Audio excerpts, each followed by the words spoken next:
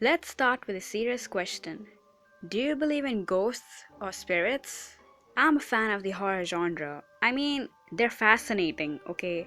Like those ghost hunters stuff. It really makes you question whether they exist or not. I mean, I don't know. It's pretty exciting to me. So, I'm not gonna go ahead and say, I don't believe in ghosts, they don't exist. Well, until I see them with my own eyes, I won't jump to conclusions. But lo and behold, I'm here with a story time. So, this is about the time when I was 10 years old. I don't really quite remember. I was a kid, okay? So, I was playing with my neighborhood friends. I don't want to confuse you guys. I live in this residential society where these houses are nearby. It's like a residential complex. So I was playing with my neighborhood friends and it was getting pretty dark. I think it was around 6 7 p.m. And there's this neighbor of mine, okay? A middle-aged couple. They live right across my house. So the lady, she used to give out candies to us kids. Like, I'm not implying that she's creepy or anything like that. She's really a heartwarming person, not gonna lie. Back to the story. So we decided to visit my neighbor, probably because we wanted candies.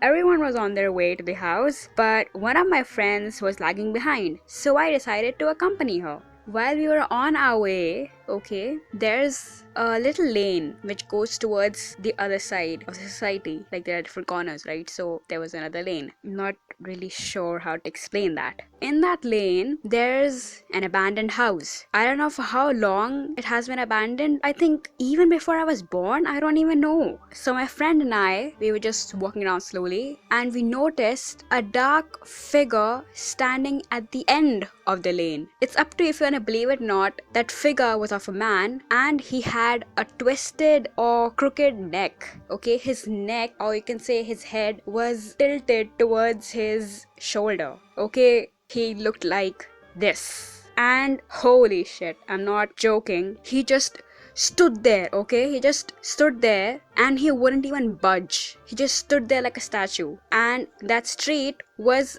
not really well lit, but the street lamp was, I guess, out. It wasn't working, but there were two houses, okay, behind him, and those houses had gate lamps, but they were bright enough to see a person's face. But no, that figure was jet black, okay? Like, this was pretty creepy, I'm not gonna lie. But it just stood there and it was, you can say, staring at us. Like, we don't know if it had eyes or not because we couldn't see his face or his body, whatever he was wearing. Like, we could actually feel that he was looking into our souls. And we were stunned and we were just looking at him and we wouldn't budge either. I don't know, have you heard of this game called The Crooked Man? So the Crooked Man looks like this, right? Basically, I met the Crooked Man in real life. I mean, I don't care about the story, but he looked exactly like that. I mean, oh my god. By the way, the game's pretty awesome. You should check out its gameplay. So back to the story. So my friend over here started calling him out and I'm just looking at her and I'm just like, bitch, you crazy? It might kill us, you know? Like, I didn't actually say that, but you get the point. So I just grabbed her hand and we ran.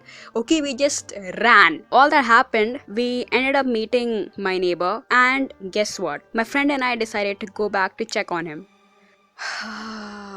Yeah, you know what? Now that I think about it, I know that was a retarded move and we deserve to be KO'd by that guy. I'm not even. Oh.